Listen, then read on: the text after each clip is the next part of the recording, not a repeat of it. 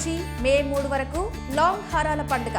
ముకుందాలో mega discounts. రాష్ట్రంలో MPTC, ZPTC ఎన్నికల నిర్వహణపై సందిగ్ధత కొనసాగుతోంది. మే, జూన్ నెలల్లో అధికారులు పలు కీలక కార్యక్రమాల్లో తలమునకలు కానున్నారు. ప్రభుత్వం చేపట్టిన ఇంటింటి సర్వే బాధ్యతలను క్షేత్రస్థాయి అధికారులకు అప్పగించడంతో వారు ఆ పనుల్లో నిమగ్నం కానున్నారు.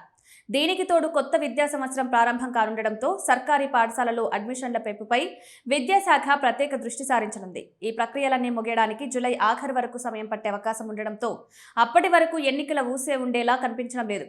ఎన్నికల జాప్యానికి మరో ప్రధాన కారణం ప్రభుత్వ ఉద్యోగుల సాధారణ బదిలీలు. గత కొంతకాలంగా బదిలీలపై ఉన్న నిషేధాన్ని ఎత్తివేస్తూ ఆర్థిక శాఖ స్పష్టమైన ఉత్తర్వులు జారీ చేసింది.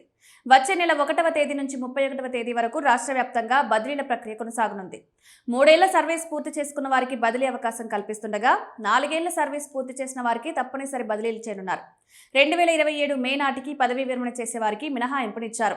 ఒకే క్యాడర్లో గరిష్టంగా 40% కంటే ఎక్కువ బదిలీలు ఉండకూడదని ప్రభుత్వం నిబంధన విధించింది.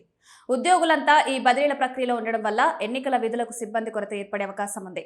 ఈ కార్యక్రమాలన్నీ సజావుగా పూర్తి కావాలంటే జూలై వరకు సమయం అవసరం. ఈ నేపథ్యంలో స్థానిక సంస్థల ఎన్నికల షెడ్యూల్పై ప్రభుత్వం ఆగస్టు లేదా తర్వాతే తుది నిర్ణయం తీసుకునే ఛాన్స్ ఉంది. అప్పటి వరకు రాష్ట్రంలో ఎన్నికల హడావిడి తగ్గుముఖం పట్టనుంది.